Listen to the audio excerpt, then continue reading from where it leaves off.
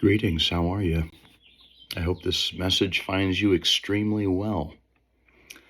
And that doesn't mean that you don't have problems all around you, but it just means that you're handling your problems very well. And you've created a system. Before I get involved with this, that's what I do for a living, is I give advice. And I love the Bible because it's basically about a family. It's about a dysfunctional family. And they're giving you advice on how to deal with certain situations. And that's all I'm doing, is I'm reading you a couple not lines, like, okay, here's Proverbs 12. And I said wasn't reading Proverbs anymore, but I turned to it, and Sirach is up here, but I noticed that I do have some things highlighted here in 12, and today's 13, but I'm kind of one day behind, which is the story of my life. He who tills his own land has food in plenty, but he who follows idle pursuits is a fool. You can kind of imagine what they talked back in those days, 2,500 years ago. It kind of sounds like today's political system. You fool! And then if you tell somebody your political views, you fool! Everybody's just. I'll tell you, people are really brazen. I'm kind of going to go off topic here. This just came to me as I was walking my dog. I moved back to the area that I grew up on. I live on the same street I grew up on. It's pretty cool, actually. If you know my story, I've always kind of wanted to move back to where I grew up. And it's been a long road. So I was walking my dog, and my dog was doing his business in the ivy, and it was not firm, okay? And I had my back towards whoever it was behind me, and they were up on their driveway. It was up about maybe 50 feet from me. Are you going to clean that up? I heard behind me. I looked, and it was a guy it was like a short guy with a big dog. And I instinctively, and I just can't believe I said it like this, but I said, no. Of course. It's almost like you're going to say no. It's like some salesman at a department store hovering, and he says, can I help you with that? And you say, no, I'm just looking. So I kind of felt like I was watching my dog do his business, and then I heard some voice say, are you going to clean that up? And I just thought to myself, wow, people are really brazen. I mean, what if I wasn't a nice guy? I mean, and so I kind of made a joke out of it. I said, you know what? I'll clean it up on my way back. I'm going to take them down to the Pooch Park, and I'll clean it up on the way back. Sure enough, I came back, and I couldn't find it. I couldn't find it. And then even if I found it, I probably couldn't pick it up. But people are very brazen these days, 2024. So what I'm saying is don't call each other names. So some of this stuff in the Bible that's written, calling each other names, the way of the fool seems right in his own eyes, but he who listens to advice is wise. Well, I give advice all day long. People pay me to give them advice. What I do to pay the bills is I do insurance and real estate. That's what I do for a living. I'm an insurance real estate broker for 30 plus years. The reason why I'm always dressed in my uniform is because in the morning I teach my classes on the beach. So I have students that come, and we do our classes right on the beach. And this is actually a flyer I was going to show you. There I am on the beach doing my martial arts. There's a little message that I put on. I don't mean to deter God's word, but I just wanted to read to you this one DM from a student of mine. It was so powerful, and it kind of brought a tear to my eye that I put it on my flyer. Yeah, with her approval. As I got this DM, so it says, so she says, thank you. I would not be alive today if it wasn't for the training at Chung's. Chung's is where we're training, and I was an instructor there. Me too. And this is 30 years ago. That is good to hear. Teaching you helped me. And I have no idea who I'm talking to, by the way. I remember being stuck there waiting for the ride for a ride until well after 10 p.m. many nights.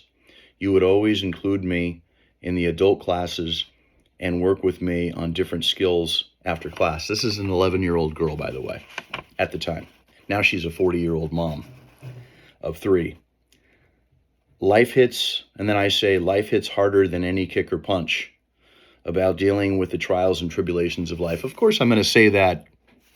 I'm reading the Bible. This is just regurgitated Bible talk.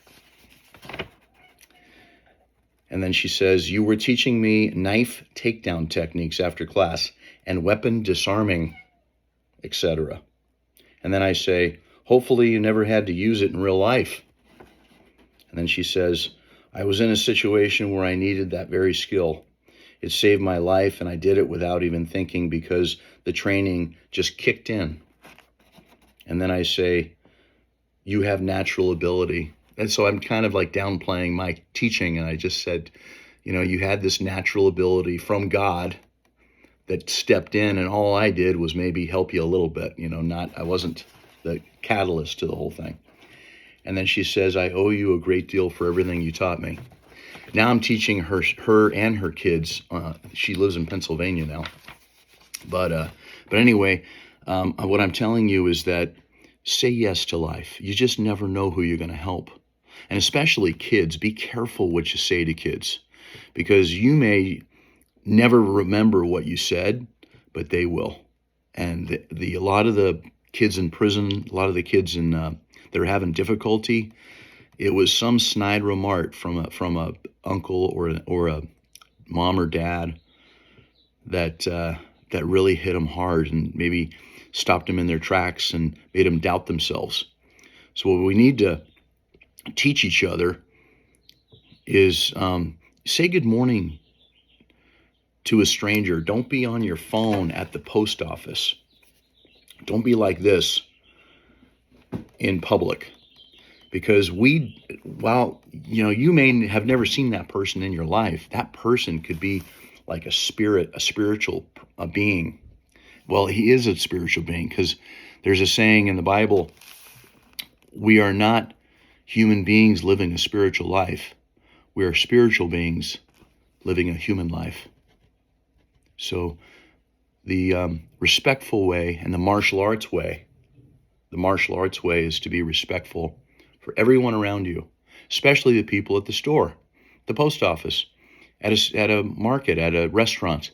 Good morning, good evening. Put your phone away.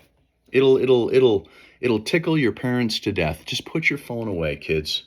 Turn it to airplane mode so that you're 100% in the moment. You're living in the moment. Turn on airplane mode. Stick it in your pocket. Do not stick the phone in your pocket if it's live.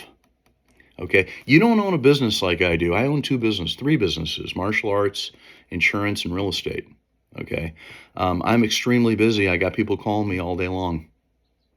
And yet when I'm at a table with whoever it is, I turn my phone on airplane mode and I stick it in my back pocket. I do not put it on the table, because right when you put it on the table, you're telling the person across from you that this is more important. Whatever call that I get is more important than my talk with you. So, and a lot of my clients, a lot of my dear, dear friends were strangers first. They weren't someone that was like, oh, let me introduce you to so-and-so. I didn't have that. I've never met a stranger in my life. Everyone is my friend. So don't be so standoffish. If someone looks really mean and they're rude to you, consider the source. Okay, consider the source, and just know that they don't know you. They're treating you the way they feel. Hate breeds hate. So the only way that you can put out a fire is with water. You can't put out a fire with fire. So if someone's acting like fire with you, you must be water when you have fire. My logo is not all red, okay? It's water and fire and water. Fire and fire hasn't worked for 8,000 years. Be calm in chaos. And if you have to get to the gym, you got to put a fire up your you-know-what. So God bless you. And I'd hate to leave on that note, but all the best.